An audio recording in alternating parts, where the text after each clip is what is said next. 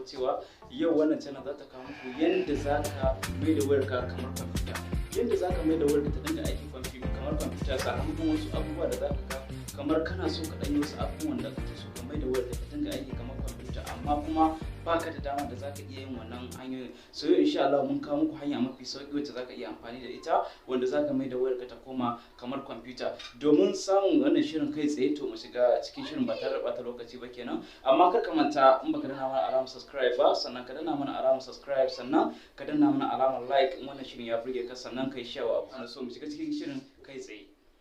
Zaka je ka shiga application ɗinka na App Store gashi kamar haka.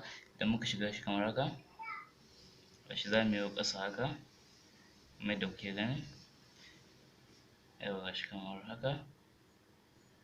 To ga application ɗinmu na Play Store haka za mu shiga gashi nan kamar da kuke buɗe haka. To kai tsaye bayan ya buɗe maka wannan fuskar zaka zo nan sama ka wurin search ɗin nan haka, bayan ya buɗe zaka rubuta wannan win sai ka ɗan bada space kamar haka, sai ka rubuta X sai ka rubuta launcher gashi ma haka kamar haka ya fito mana, zaka danna shi kamar haka. So bayan ya buɗo wannan na farko shine wanda zai fara buɗo maka kai tsaye sai ka danna shi kamar haka. Bayan ka danna shi gashi ne ya buɗo. Ga wanda ba su da shi kai tsaye zaka danna wannan open zai buɗe maka, amma mu saboda muna da shi ba sai mun ɗauka ba. So kai tsaye zamu je wajen yadda ake amfani da shi kamar haka, zamu je mu gani gashi kamar haka.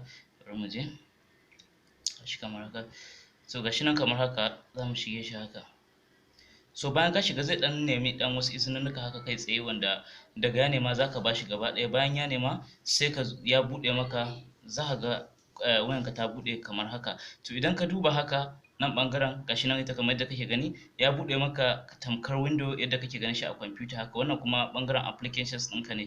To ta wannan hanya zaka iya amfani da wayanka ya zamanto kamar kwamfuta wanda kai tsaye zaka iya amfani da shi. Sannan idan ka danna kamar irin ɓangaren PC ɗin nan gashi ɓangaren irin su RAM da waye da sauransu na memory ta da sauransu gaba ɗaya. To wannan ita ce hanya mafi sauƙi wacce zaka bi wajen mai da wayarka ta zama tana aiki kamar kwamfuta. Mun gode.